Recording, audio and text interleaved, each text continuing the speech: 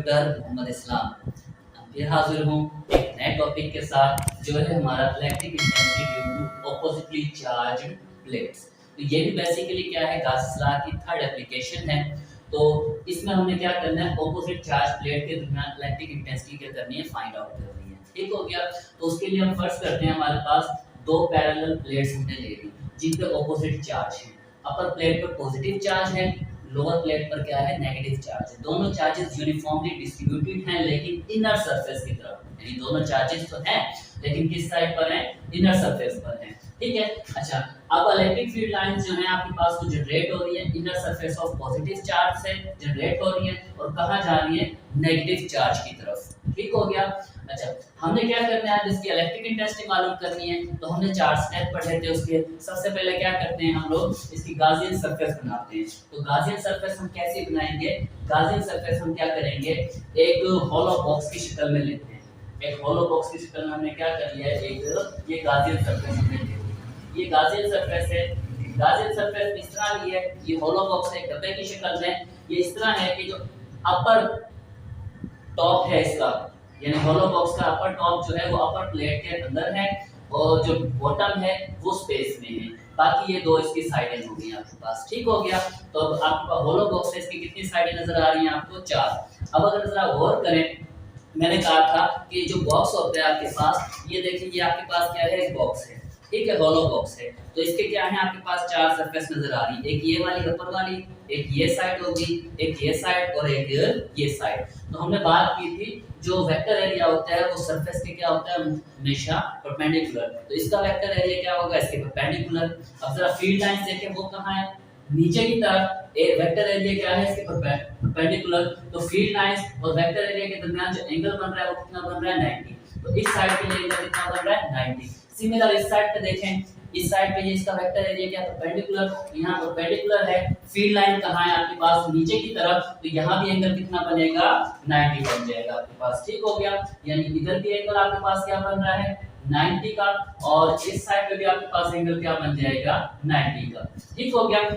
अच्छा, ये lower surface है तो इसका वेक्टर एरिया कहां होगा, डाउनवर्ड। यहां फील्ड लाइन भी क्या है, डाउनवर्ड आपके पास। जहां एंगल कितना बनेगा आपके पास, 0 एंगल बन जाएगा। ठीक हो गया। और अपर सरफेस जो है वो फील्ड लाइन से बाहर है। अपर सरफेस क्या है, फील्ड लाइन से बाहर है, उधर कोई फील्ड लाइंस नहीं है। तो हम क्या करेंगे, अब इन चारों का फ्लक्स कैलकुलेट करेंगे सेपरेटली और फिर कलेक्टिव करेंगे और कलेक्टिव करके फिर इलेक्ट्रिक इंटेंसिटी फाइंड आउट करेंगे। अच्छा, हमने एक और बात की कि इनके जो चार्जेस हैं वो यूनिफॉर्मली डिस्ट्रीब्यूटेड हैं। तो इनकी सरफेस चार्ज डेंसिटी निकालते हैं। सरफेस चार्ज डेंसिटी क्या होगी, सरफेस चार्ज डेंसिटी का फार्मूला हमने पहले भी पढ़ा था, वो क्या होता है, charge per unit area. Charge per unit area. तो एरिया को इधर ले जाएं तो इससे मल्टीप्लाई हो जाएगा। तो Q बराबर है क्या आ जाएगा, सिग्मा A। ये इक्वेशन नंबर हमारी 1 होगी। ठीक हो गया। अच्छा, अब number 1, five through both sides of the both side is 0। यानी ये जो दोनों साइड हैं इनका जो फ्लक्स होता है वो क्या होता है, 0। क्यों 0 होता है, अभी बताया इलेक्ट्रिक इंटेंसिटी क्या होती है, परपेंडिकुलर होती है। तो एंगल कितना बनेगा, 90 बनेगा। जब 90 बनेगा आपके पास तो फिर आपके पास क्या आ जाएगा, इसमें अगर आप पुट करें E A cos of 90, cos of 90, cos 90 कितना हो जाएगा, 0 आपके पास। cos 90 कितना होता है हमारा, 0। तो phi 1 कितना आ गया आपके पास, 0 आ गया। ये इस साइड का फ्लक्स भी 0, इस साइड का फ्लक्स भी 0। अच्छा, second one, flux through the top of the box is also 0। यानी ये जो टॉप है इसका फ्लक्स भी क्या होगा, 0। क्यों 0 होगा, बिकॉज़ वहां पर इलेक्ट्रिक इंटेंसिटी E या E 0 है। क्यों E 0 है, क्योंकि हमने कहा ये हमने अपर सरफेस पर ली है।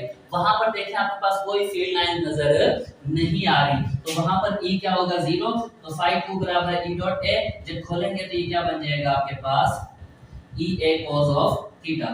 तो इसको हम लिखेंगे E की जगह क्या रख देंगे, 0, और ये A और साथ क्या है, cos of थीटा। तो ये मल्टीप्लाई होगा तो phi 2 भी आपके पास क्या निकल आएगा, 0।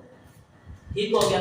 इसी तरह phi यानी flux through the bottom is, bottom का flux phi 3 E dot A। ये क्या होता है, E A cos of theta.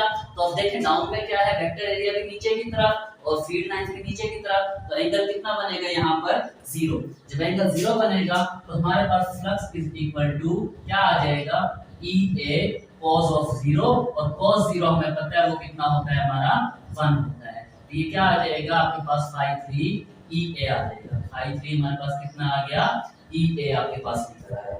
ठीक हो गया। अब अकॉर्डिंग टू गासिस, सॉरी, अब ये यहाँ तक हमारे पास निकल आया। अब इनको अब क्या करेंगे, जमा करेंगे, तो टोटल फ्लक्स निकालते हैं। टोटल फ्लक्स, तो टोटल फ्लक्स क्या होगा, phi is equal to phi 1 plus phi 2 plus phi 3। Phi 1 कितना है, ये देखें 0 आपके पास, प्लस फाई 2 कितना है, वो भी आपके पास 0 हो गया, जमा फाई 3 कितना है, वो आपके पास क्या निकल आया, ई ए। तो टोटल फ्लक्स आपके पास क्या आ गया, ई ए। ये क्या हो गया आपके पास, इक्वेशन नंबर 2। ठीक हो गया। अच्छा, अब क्या करते हैं, हम गासिस लॉ अप्लाई करते हैं। अकॉर्डिंग टू, हमारे पास तीसरा स्टेप क्या था, गासिस लॉ के जरिए फ्लक्स कैलकुलेट करना। अकॉर्डिंग टू गासिस लॉ, तो हमारे पास देखिए हमने पढ़ा था कि क्या चीज है, पहले हम क्या करते हैं, फार्मूले की मदद से निकालते हैं, फिर हम किसकी मदद से निकालते थे, गासिस लॉ की मदद से। तो गासिस लॉ क्या कहता है, इसका फार्मूला क्या है, फाई इज इक्वल टू क्या होता है, 1 over epsilon not into charge imposed by the close surface. ठीक हो गया। अच्छा, ये क्यों हमने निकाला हुआ है, कहां निकाला हुआ है, बाय इक्वेशन 1। इक्वेशन 1 में हमने निकाला था। देखिए इक्वेशन 1 है, Q बराबर है क्या है, सिग्मा A। इसको यहाँ पर आप पुट कर सकते हैं। तो फाई इज इक्वल टू क्या आ जाएगा, 1 ओवर एप्सिलॉन नॉट इनटू क्या आ जाएगा, सिग्मा A। ये आपके पास क्या आ गया, फ्लक्स इससे आ गया। ये इक्वेशन नंबर हमारे पास क्या हो गई, 3 हो गई। ठीक हो गया। अब इनको हम क्या करेंगे, कंपेयर करेंगे, इक्वेशन 2 और 3। लास्ट स्टेप हमारा क्या था कि दोनों फ्लक्स जो हम निकालते हैं गासिस लॉ से, एक इक्वेशन से, उन दोनों को हम क्या करते हैं, कंपेयर करते हैं बाय इक्वेशन 2 एंड 3।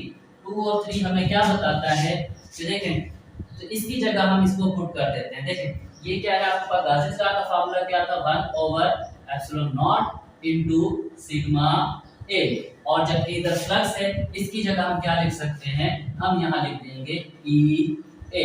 अब देखें ए से ए कैंसिल हो गया, तो E इज इक्वल टू आपके पास क्या निकल आया, sigma over epsilon not. That is the electric intensity, जो किससे हासिल हुई, हमें ऑपोजिट चार्ज प्लेट से। ठीक हो गया। अगर इसको हम क्या करें, वेक्टर फॉर्म में लिखें, इन वेक्टर फॉर्म, अगर इसको हम क्या करते हैं, वेक्टर फॉर्म में लिखते हैं, तो ये तो मैग्नीट्यूड है, तो मैग्नीट्यूड के साथ साथ हम क्या कर देते हैं, इसके साथ डायरेक्शन भी लगा देते हैं। और डायरेक्शन कौन देता है, हमारे पास ये आर वेक्टर हम इस्तेमाल करते हैं। ठीक है। तो अब इलेक्ट्रिक इंटेंसिटी की डायरेक्शन कहां से कहां है, देखिए जरा गौर करें।